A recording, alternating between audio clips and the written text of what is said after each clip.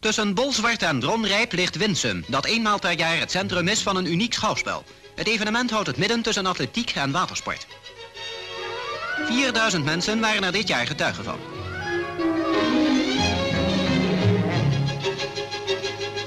Het rieppen, zoals men deze sport in Friesland noemt, is heel wat moeilijker dan het lijkt, want het water is 10 meter breed.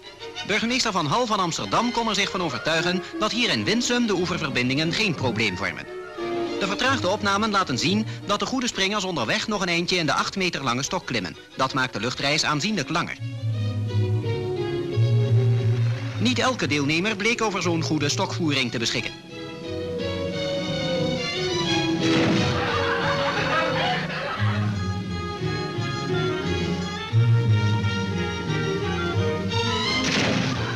Er waren ook lieppers die in fraaie stijl paarden aan een hoog tempo.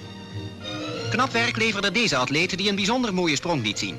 Pas na jarenlange oefening brengt men het zover dat men sprongen kan maken van boven de 11 meter. Van de dames misten velen de noodzakelijke ervaring.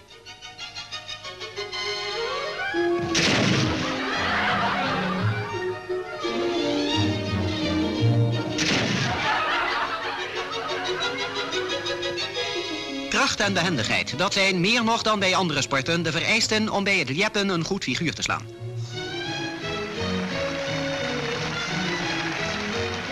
Winia uit Weerdum kwam het verst, 11,59 meter. De trofee voor de Kening-Liepper werd hem overhandigd door burgemeester Van Hal.